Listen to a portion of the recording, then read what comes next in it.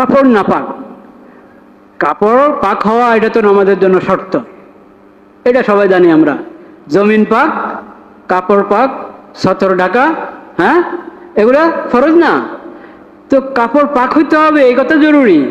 কিন্তু সামান্য নাপাকি যদি কাপড়ের কোনো জায়গায় থাকে তাহলে এখন নামাজ পড়াই যাবে না, এমন কথা না, এমন কথা না।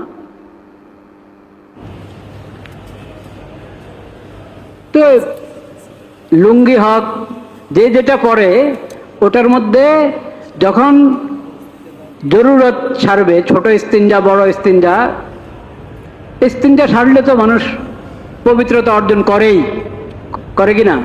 পবিত্র অর্জন করে। ছোট ইস্তিনজার ক্ষেত্রে কাউ কাউ অবহেলা করে, ছোট ইস্তিনজার ক্ষেত্রে অবহেলা করে, টিস্যু সঙ্গে নাই, কোনো কিছু পেল না, পানিও পেল না, বা ইচ্ছা করেই অবহেলা, তো শেষ ফোঁটা হয়তো কাপড়ে লেগেছে।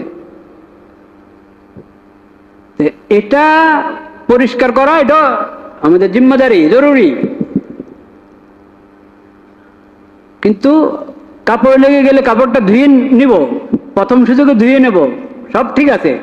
কিন্তু যদি আমার ফরজ নামাজের সময় হয়ে গেল, এখন আমি এটা ধোয়ারও ব্যবস্থা করতে পারলাম না, নতুন পরার জন্য পরিবর্তন করে পুরা পরিষ্কার এবং পবিত্র কাপড় ব্যবস্থা আমার কাছে নাই, তো ওই ওটুকের কারণে আপনি ফরজ নামাজ ছাড়বেন না। শুধু অতটুকের কারণে এমন নয় যে নামাজ হবেই না, অত নিয়েও যদি নামাজ আপনি পড়ে ফেলেন নামাজ হয়ে যাবে। ইচ্ছা করে এরকম করব না, কিন্তু ঠেকার যখন, তখন অতটুক অপবিত্রতার কারণে নামাজ হবে না, সহি হবে না, এই ধারণা করা কিনা ঠিক না। কাজে এটাও কোনো ওজন না যে আমার কাপড় নাপাক। কাপড় নাপাক কই আপনার? কাপড় নাপাক মানে ওই একটু সামান্য লেগেছে, এই তো। তো অতটুক পবিত্র করবেন, আপনি পাক করে নেবেন প্রথম সুযোগে, কিন্তু এখন পাল্টান না, পাল্টাবার কোনো সুযোগ নাই, নামাজ পড়ে ফেলেন।